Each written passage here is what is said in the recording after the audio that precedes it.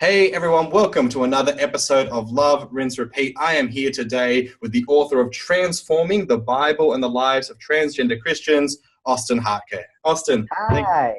thank you for being here. Thank you. It's so great to be here. I'm excited. Now, for those who don't know Austen, he is the creator of the YouTube series Transgender and Christian, which seeks to understand, interpret, and share parts of the Bible that relate to gender identity and the lives of transgender individuals. He is also the graduate of Luther's Seminary Master of Arts program in the Old Testament Hebrew Bible and the winner of their 2014 John Milton Prize in Old Testament writing. Congratulations on that. All true. Thank you very much. It's a few years ago now, but I'm still happy about it. Ride the wave as long as you can, you know. Exactly. I won a best and fairest award for cricket back, years and years, decades ago now. And, still got to keep that trophy though. Yeah. Got to look at it when you're down. Right. So, Austin, before we get to the book, let's we should warm up a bit. We don't want to rush in too much. So, sure. You seem from the book, you definitely appear as someone who knows their Bible, right? You know your Bible. I hope so. Otherwise, all those years in Awana, where I don't know if you have Awana in Australia, but it's just like Bible drills essentially. Oh, right. If all those years were wasted, if I don't know something at this point. So, given that knowledge, if I had in my possession the keys to the Hollywood kingdom, what story from the Bible do you want to see turned into a film? And no, I'm going to give extra points for like any extra details of cast, style, director, whatever you want to offer. That is such a good question. I feel like the story that would be the most interesting right now, like where we are in history, is the story of Deborah, who was pretty much the only female judge of the Israelites in the Old Testament. But there's this part where God tells her that she's got to go out to war against these people that have kept the Israelites sort of subjugated. And she's like, okay, so she goes to tell her general Barak, like, we're going to go out, we're going to do this. And Barak is kind of like, I don't know, like this doesn't, like, I'm a little bit freaked out by this. And she's like, well then fine, I'll go with you. And like, I'll be the leader of this army essentially. And they win. But there's this moment where like the general of the people that are subjugating them, he ends up being killed by another woman named Jael, and she's a badass. And so I feel like it would be a great movie, like to have like you start out with like these characters trying to figure out like what they're going to do because they're a subjugated people, and then having like this big battle scene, and then sort of ending with like a conversation between like Jael and Deborah would be really cool. I feel like that'd be a really cool story to tell. I agree. I feel like this is the Avengers we need. Right, exactly. Yeah. Great. Well done. Yeah. Well answered. I'm in terms of casting, I feel like just don't cast white people and you'll be all right. It's a good blanket rule. Yeah. And not just for this movie. Yeah, right. All right. So second warm-up question, we're feeling it now, but so you're something of a YouTube star, and the link for your channel will be in the show notes. So if anyone wants to subscribe, which you should, go and do it. And you're making videos about your gender identity and faith. But if you were going to make YouTube videos in a whole other style, on a whole other topic, what other kind of YouTube star do you be? Do you want fan theory videos, mashup, parody songs? Like what's the other channel? What's the hidden channel under a pseudonym going to be? I feel like the things that I really like in books and other kinds of media are people that go like try new things and then write about that experience. So like I think like the Try Guys are probably the most famous ones on the internet that do that. But like just going and being like, I'm going to try this thing that I've done very vague research about, and I'm going to just try it and see what happens, and like documenting that. I think that'd be really fun. And that's like, now that this first book is done and people are starting to, my editor's like, so are we going to have another book? And I'm like, I don't know. But that's kind of like the direction I'm going, is sort of the experiential route. So I feel like that would be a good way to go. I like that. All right, cool. So if we see that popping up, we'll keep our eyes open. Know. All right, so we'll move toward the book, which, as we mentioned, Transforming has been released rather recently. It's, and people should get on that. So the first couple of questions I want to ask are more about method. So when I first picked up the book, I'm flicking around and I get to the further reading section at the end, and it leads off with 3 helplines. And I read a decent amount of theology, and I don't think I've come across helplines in any part of the book before. So, and I think that speaks to the importance and vitality of the book and its topic, and probably the newness as well. There's not a lot of books, tackling this topic. So what is it like writing a book when you know you're going to have to include helplines at the end? What is it like when this kind of theology you're doing is a matter of survival for me? Yeah, that's exactly what it is. And I think I've thought about that too. On my website, I've got a list that, like, most of the things that are on the website are also in the book in the further reading section, but I try to update the site as often as I can. But when I was first putting that together, I decided to put helplines up at the top, and I realized even as I was doing that like this sets a tone for what's to come after.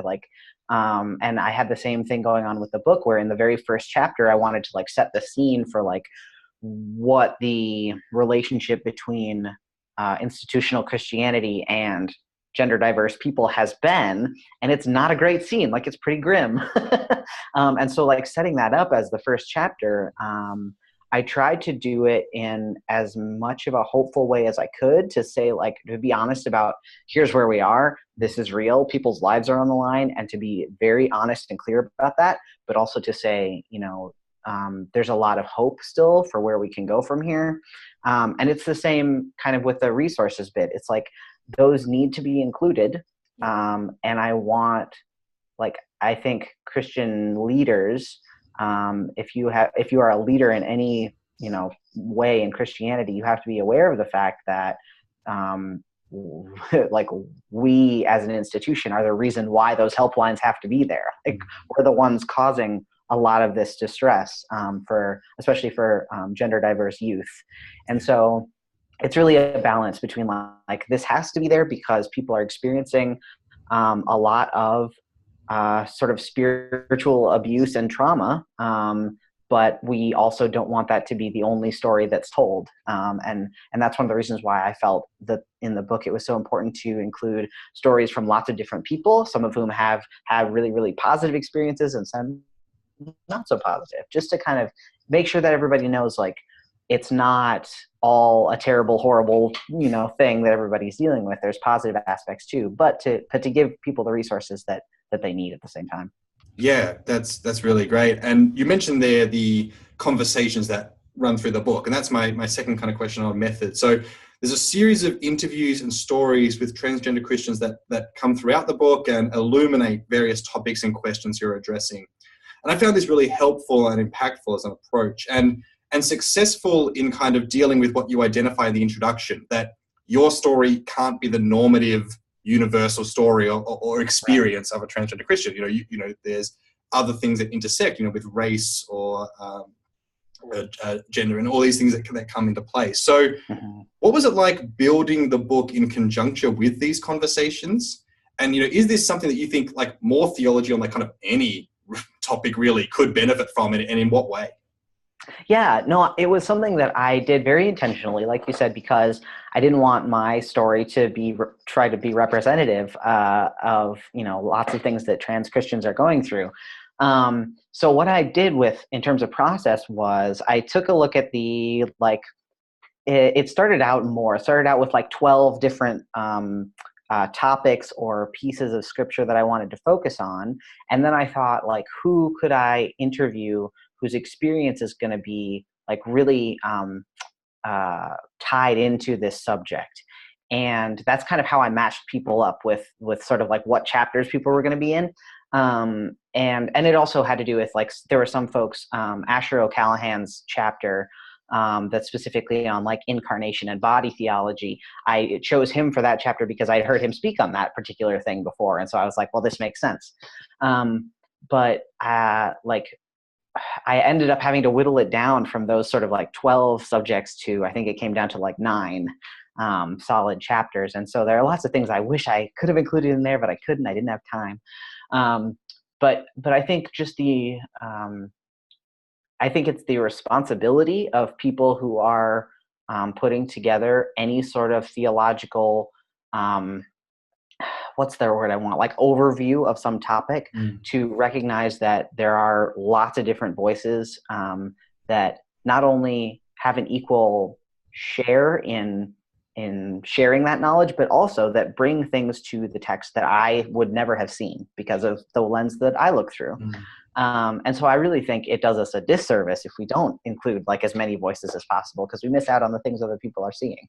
I think that's really important, because I know in the field of biblical studies, like there, in terms of like individual works, it's getting, quite diverse, and there's a greater representation of voices. Like it's still not where you want it to be, but in terms of, if people look at like the overview books, like the classic Introduction to the New Testament, or this kind of whatever good ones to give first year students, because it just gives you a bit of everything, are still predominantly white, cis, and straight men writing those books. And you understand why teachers want to be able to give these books, because they serve a good function, but the problem is they're writing these overview books that are meant to give this broad view of, but they are again and again and again coming from a particular perspective. So and so part of like what in terms of the method of the book, one of the things that I was struggling with at the beginning was, how do I include these stories from other people without feeling like I am profiting off somebody else's story? Because I think a lot of times we like, the intentions are good and we're like, we want to lift up other voices, but then we end up profiting off of them and they don't see the rewards of that. And so I was very honest and open with the folks that I interviewed for the book, because I said, like, look, this book is probably not going to make any money. I don't have any money. I can't give that to you. But what I can do is, so what I've organized is that half of all of the royalties that come to me, I'm giving to the Trans Justice Funding Project, which is this big organization in the United States that is sort of like a big, they take in donations, and then every year they give out certain amounts of those donations to different organizations doing really good stuff for trans folks. And so I was like, I can't pay you individually, but I want this to pay back into our community. And so that was a really good experience, I think, in terms of finding a way to make this work for a group of people that historically and still doesn't have that much in terms of resources. Yeah, 100%. And if folks, if you're listening, if that's ever a reason to buy the book twice, so Austen can still get full royalties and money can go to the community. So buy one for you, and I'm sure you've got a friend, family member, colleague, ministry agent in your life who would benefit from the book. Cool. So moving now maybe one more to the content of the book. It covers a lot of ground. As you said, you started with 12, but there's still lots of things that are covered, from the contemporary context and the oppression faced by transgender individuals within and beyond the church, a primer on gender, doctrines of creation and Imago Dei, biblical teachings on dress and gender expression, the power of naming, a whole lot about eunuchs, the doctrine of the incarnation and bodily resurrection, and ecclesiology and how they can that's not all, folks, to quote a line. But this book is packed to the gills with incredible insight and wisdom. So I guess my question to lead into that is, what was your favorite thing you learned or maybe came across in the researching and writing of this book, or maybe just the thing that was the most fun to really finally be able to put in a kind of put out there? I think the thing that was most surprising was I think it's the 4th chapter, where I interview M. Barclay, who's the first non-binary trans deacon in the United Methodist Church. And I was coming at the chapter from a perspective of non-binary people must identify as in between male or female, or both male or female, or something like that. That was kind of my sense of it. Not being non-binary myself, I didn't know. And so that was how I came into it. And M was so gracious about explaining to me that for them, at least, being non-binary doesn't mean being a little bit of column A and a little bit of column B. It means being a completely different thing. And they really helped expand my, just sort of expand my whole way of thinking about non-binary people and about gender, because they were for me personally, Austen, I was assigned female at birth, and then I transitioned, and I'm because I'm male, right? And so like I kind of went from column A to column B. And M was like, well, but that's not all there is. Like if we think about it, we are three-dimensional people. So to try to, assign ourselves within a two-dimensional, like one-way world doesn't really work. We are so much more than that. And they gave me this metaphor of like, you're not a line from A to B, you're a constellation of things that exist in 3D space. And that just like totally blew my mind. So like that was probably the most surprising thing I learned. Another thing that I really enjoyed learning more about was in that chapter with Asher O'Callaghan on like embodiment. I didn't have to, but I really wanted to read more about disability theology, which I'd never read about before. Like that was not something that was covered in seminary where I went, or at least I didn't take a class if there was one. And so reading more about disability theology and like how we understand our own bodies, whether we have any sort of disability or not, was really, really interesting. Mm-hmm.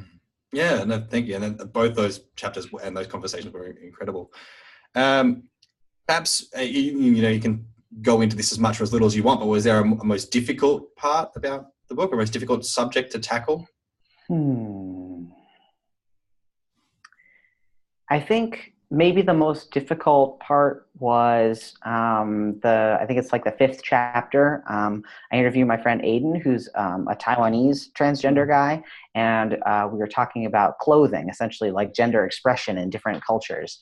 And because it sort of based around Deuteronomy 22:5, which is this verse about like how men should not dress in women's clothing and vice versa.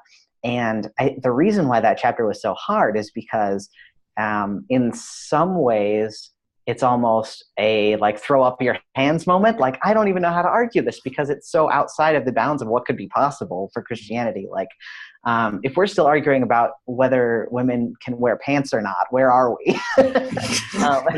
And so like I think that moment with that chapter was like, how do I explain sort of like rationally how this verse doesn't really work in the modern world when we talk about global Christianity, without just being like, this is ridiculous and throwing up your hands, because that doesn't help anybody. You want to be able to have a real conversation with people. So I think that was maybe the most difficult one. Yeah. And I really appreciated the book, that intercultural conversation that came through the book, and like the history stuff as well, about that, like the idea there's not just male and female, it's not like a new thing that's just popped up in the West, right, since the last, 30, 40 years. But like, yeah, but those conversations I thought were, again, like go to the, okay, let's try to get, beyond just one snapshot and get something broad looking here. So exactly. Yeah. So the subtitle of the book is The Bible and the Lives of Transgender Christians. Just curious, what led to the building it around maybe more like exegesis and biblical interpretation than maybe like straight theology? Not that the two are, like, it's not a clean break, as much as some people maybe want to believe. But yeah, but like, maybe what led to that focus, that way of tackling it? Yeah, I think it really came out of like my personal experience as somebody who grew up in non-denominational evangelical context where scripture was very, very important, and like how seriously you take scripture was like the measure of how good a Christian you were in some ways. And so I just sort of internalized that. And even though I understand the Bible a lot differently than I did when I was younger, and in that context, I still have a real appreciation for people that go to the text and say, like, I understand that there are other parts of the way we understand this text that are important. Like when you think of like the Wesleyan quadrilateral, or thinking about it like the three-legged stool of like experience and tradition, or like reason and tradition and scripture of the text. And like there are many other ways of understanding this and looking at it. But for me, the text has always been the one that we seem to be able to have the most conversation with. In that, like, we can converse with the text in a way, and we can converse with each other about the text. And even if we disagree, at least we have the same starting point. Whereas if you were going to try to talk about like coming from tradition, it would be very hard for me to have a conversation with, somebody who is Roman Catholic and doesn't have the same tradition, right? So that I think was the main thing for me, and really appreciating the organizations like the Reformation Project that specifically focuses on like taking the Bible seriously, but not literally, and like how do we understand these things, has been really formative for me, I think, as I've been doing this work. Yeah, great, thank you. So several chapters of the book either address teachings on or about or concern stories involving eunuchs. Now, for you, these moments in Scripture intersect both with your own story and academic formation and faith formation and all these things, and your rather wonderful thoughts on calling an authentic, honest Christian community. Without, giving away the farm, could you talk a little about this connection that you found with the eunuchs, its strengths and limitations, and just how it kind of shaped this kind of middle section, these middle 3 chapters in the book?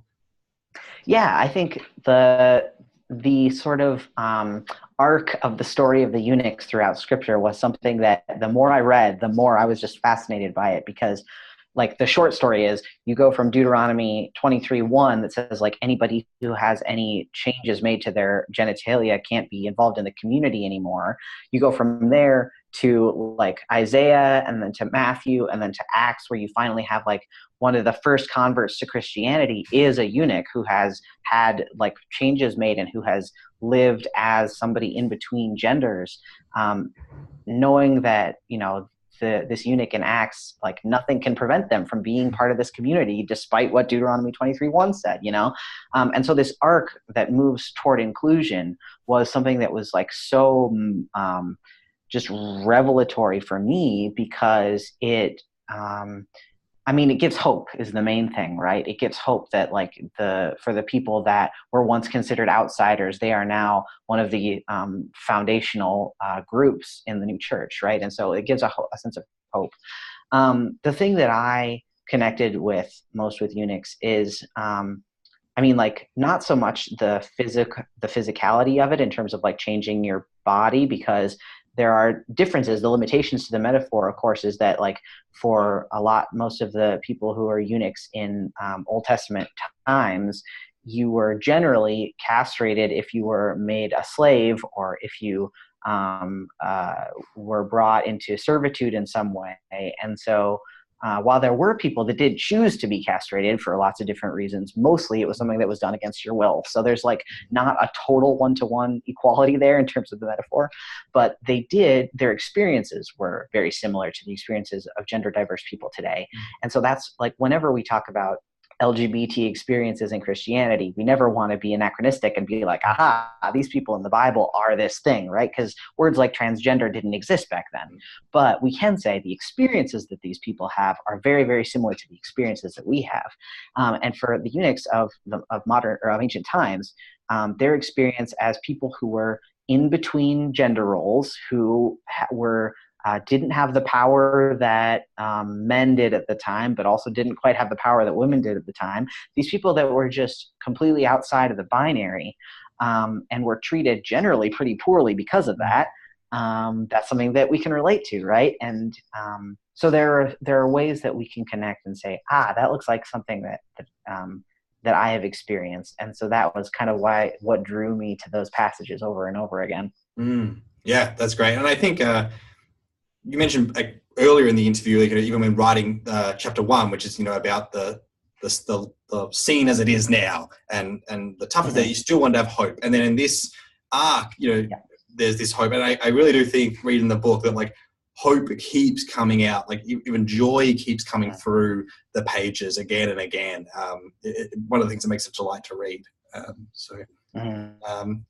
Another section of the book, which I loved, was your writing on the importance of the body. You look at Paul's insistence on using the body as an image when speaking of our unity in Christ, when he's writing to the Corinthians, and the body of Jesus both before and after the resurrection. Can you let us in again just on a little insight on your topic and on this topic? And I was curious maybe of the way you've either seen or you hope that churches can kind of embody the importance of the body, especially in a way that is, supportive and affirming of gender diverse communities and Christians? Yeah, so I think embodiment in Christianity swings back and forth between thinking that our bodies are good things and thinking that they're terrible, dangerous things. And the best theology that I have seen on embodiment in general has come out of come from people who are in marginalized groups when it comes to how they are embodied in the world. So people of color, people with disabilities, people like LGBT people in general today, like the people that have a different lens on what it means to have a body are the people that have had some of the most amazing realizations when it comes to sort of like physical bodies and theology. So that's kind of where I'm seeing the best stuff right now, and that's really encouraging. But it also means that if the church does not want to hear from those people, we are losing a part of our metaphorical church body, right? We're kind of saying, hey, feet, we don't need you anymore, which is exactly what we're not supposed to do. So I think like what the church can do better is listen to these people who have experienced embodiment in a different way and ask questions that are not so much like, why are you different, or how are you different, or why do you have to be different, but instead come in with more curiosity in terms of like, what is this person seeing that I can't see? I think that's so insightful, because I think often when you're talking to Christians who aren't, let's say, LGBT affirming, half the battle seems to be just to get them to understand, agree, notice that there are LGBT Christians, right? Living faithful, beautiful lives, loving the text, doing all, discipling others, all the things that, you want to be. Because if they can notice that, agree that it exists, which is a weird thing to have to say, but we're saying it. Then if you take the Bible seriously, and this image of the body seriously, then yes, you're right. You can't, it challenges that ignoring, because it is cutting off the hand, or, whatever it is. So yeah, I think that's really, thank you for that. Hopefully everyone found that answer as I did. Otherwise, I just rambled afterwards. No, it's okay. I think the thing I'd add to that, I just read Father James Martin's book, Building a Bridge, which is specific to Catholic communities. And one of the things that he pointed out in his book that I loved is he was engaging the argument that like maybe Christians, they shouldn't like use the words gay, or they shouldn't like call people, they shouldn't use people's pronouns, the way they want to. Because there's that sort of argument from the Christian side is like, maybe I shouldn't call you these things because they're not good things, or I'm not telling the truth, or whatever the argument is. And Father Martin says, when we see Jesus in the Gospels, Jesus uses the language of the people that he's talking to. So when he calls the disciples, when he calls Andrew and Simon Peter in Matthew 4, I think it is, or whenever, when he calls them, Jesus, as somebody who was raised and trained as a carpenter, doesn't come to these fishermen and try to talk to them about carpentry and use metaphors about carpentry. He uses metaphors about fishing, right? You're going to become fishers of men. And I love that way of thinking about it. Like, well, yeah, Jesus used the language of the people that he was talking to. And so for Christians that are unsure if we should even say like, yes, there are LGBT Christians, it's like, well, no, here they are. And like, Jesus would be like speaking the language of the people that he's talking to. And that's the kind of thing we should be emulating. Yeah, perfect. So in a chapter towards the end of the book, Life Beyond Apologetics, you write, if transgender Christians could move beyond apologetics, that is like be allowed to move beyond it. Just not giving the context for you, Austen, you know what you wrote, but I realized I took this and there was a thing before it. I didn't want to make it seem like, if they could only do it. If they could only get past the basics. So if they can, we would have more time and resources to devote energy to spreading the gospel, providing help to the needy, to confronting injustice, to dismantling racism, to serving our neighbor, to praying, to practicing kindness, and to loving God. Simply beautiful. The chapter also includes a great word on how allies can assist in developing communities that support this life beyond apologetics. As you've written this book, what are some things that you're hoping to see happen next? Maybe what are the other books you now want to see be written like out of this movement, or things you want to see that churches taking steps in? Because I was thinking in reading this about Elizabeth Edmonds' Queer Virtue book, which very much is this kind of post-apologetic approach to queer theology. It's just like, yep, we're here, and this is what, you know, can be learned from our experience. So buckle up. You know, so yeah, in many ways, your book ends on almost a similar note. You know, your final page carries this note of like, hey, if we can get going, if we can take strides, and it can all stop me, so, you know, causing such damage, you know, things, you know, wonderful doors will be open. So I'm just curious if things have started to come to you of what's next? What do you want to see tackled or brought upon next? I feel like there's a real need for more theology coming from non-binary folks. Because so one of the things that I've done recently is I was at the Q Christian conference, which used to be called the Gay Christian Network.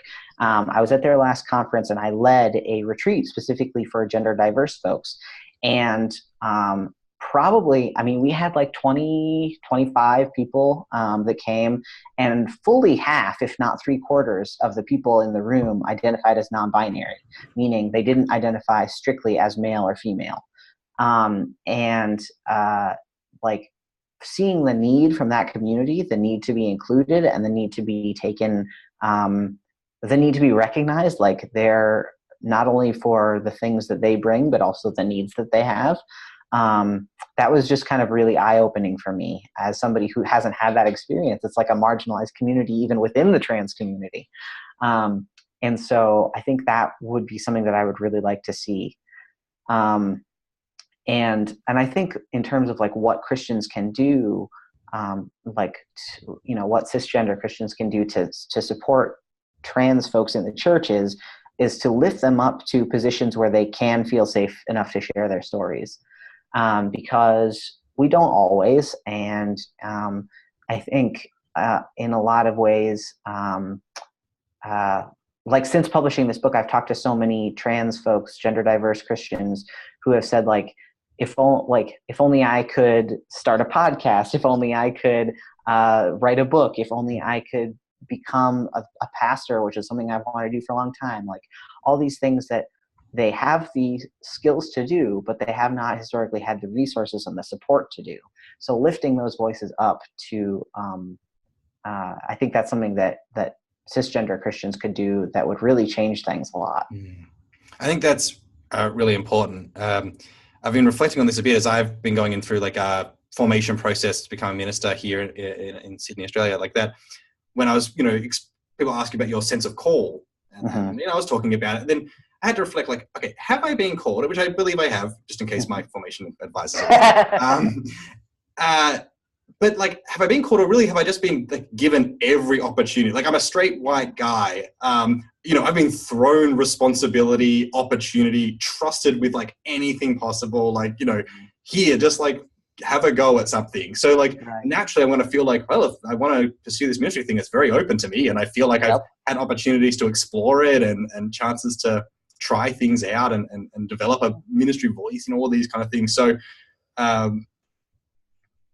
you know, it's made it so much easier.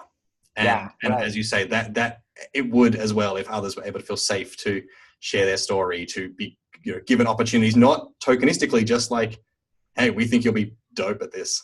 Yeah, exactly. And like seeing people like M. Barclay go through such a difficult process to even be ordained as a deacon, like, and then to watch somebody who has fought that long and that hard for that much time, and to say like, well, but we don't really want you, or we don't really think your contributions are necessary. Like, come on, these people have been working so hard to get here. So like, moving beyond apologetics, I think is, would allow the space for people to stop wasting all that energy and time fighting the system, and have the system instead recognize the gifts that they bring.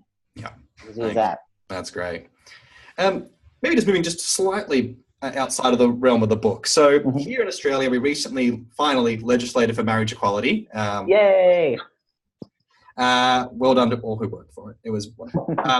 Now, my thought is, like, you know, from having observed what has happened here in the months since and the trajectory that the US took after marriage equality, the battle for LGBTI civil rights is far from over and will probably only intensify, right? Like, because, okay, this thing that we thought we could, the people who oppose, this thing we thought we could hold has broken. Okay, what's the next thing we have to hold even harder? And I think it will intensify and probably is going to center on transgender individuals and transgender communities. It seems to be the way it's gone in other contexts. Now, what word might you have for those who, have after they've won this joyful, big, but also painful battle, and are already seeing, new battles, new lines, new front lines emerging on the horizon? What word might you have for that, or what insight might you have as someone who's, active in these spheres?